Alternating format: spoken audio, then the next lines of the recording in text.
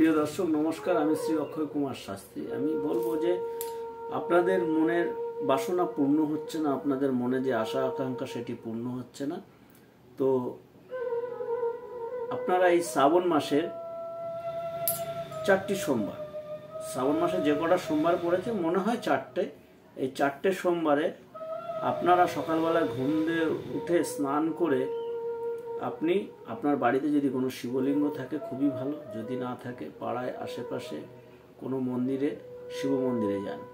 সেখানে একটু ঘি, একটু মধু আর একটু শর্করা অর্থাৎ চিনি নিয়ে বাবাকে ভালো করে মাখান। ভালো করে মাখিয়ে দুধ গঙ্গার জল দিয়ে স্নান করান বাবাকে। করানোর পরে আপনি একটা বেলপাতা নিন।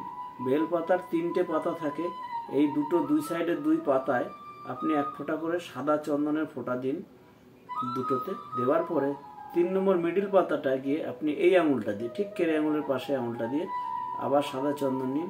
নিয়ে সেই মিডিলের পাতাটায় আপনি এরকম আঙুলটাকে চন্দনে ফোঁটা দিয়ে আঙুলটিকে ধরে আপনি বাবা তারকনাথের কাছে আপনার যার মনের আশা আকাঙ্ক্ষা যা হচ্ছে না, মিটছে না, যেটা আপনার মনে আশা রয়েছে, সেই আশা আপনি বাবাকে এই বেলপাতায় দিয়ে মনে মনে ভাবুন যে আমার এটা পূর্ণ যেন হয়ে যায়।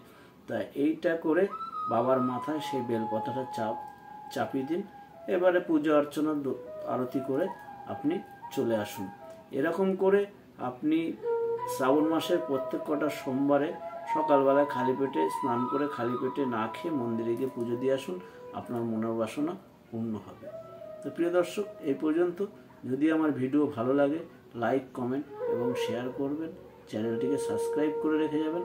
ধন্যবাদ আপনাদের সকলকে।